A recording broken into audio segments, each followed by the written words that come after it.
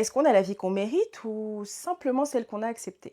Alors déjà, sociologiquement, on est tous un peu programmés. Bourdieu explique qu'on a ce qu'on appelle les capitaux. Capitaux culturels, sociaux, économiques.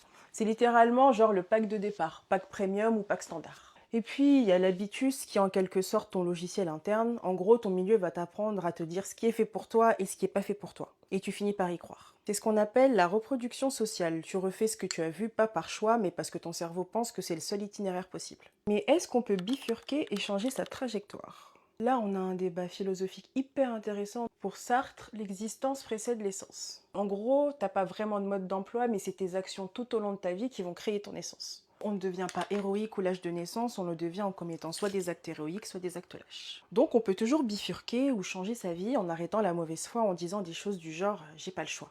On a toujours le choix, il suffit juste de l'assumer. Mais pour Spinoza, c'est plutôt l'inverse. En gros, on croit qu'on est libre parce qu'on ne connaît pas toutes les causes qui nous influencent. Donc si tu veux vraiment changer ta trajectoire, il va falloir te comprendre toi-même, sinon tu vas être esclave de tes propres affects. En résumé, tu ne choisis pas ton terrain, mais tu choisis ce que tu construis dessus. Soit une cabane, soit un gratte-ciel. Mais pourquoi certaines personnes ont si peur de changer de vie? Martin Seligman parle d'impuissance apprise. C'est le célèbre exemple de l'éléphant dans un cirque qu'on a rattaché avec une énorme ficelle, il essaye de s'enfuir, il n'y arrive pas. Et adulte, il n'essaye même plus parce qu'il se dit d'ores et déjà que c'est inutile. Et en fait, dans la vie, c'est pareil, on accepte de rester malheureusement dans une vie qui ne nous convient pas.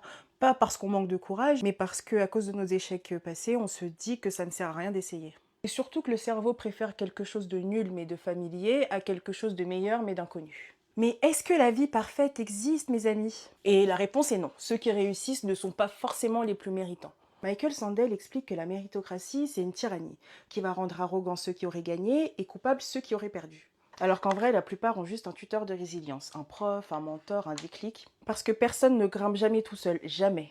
Donc ne te fais pas avoir par la vie parfaite que tu vois sur les réseaux sociaux, quelquefois c'est juste une autre cage, celle du regard des autres. René Girard explique qu'on désire les choses par imitation, pas parce qu'elles sont bonnes pour nous, mais parce que ces choses sont désirées.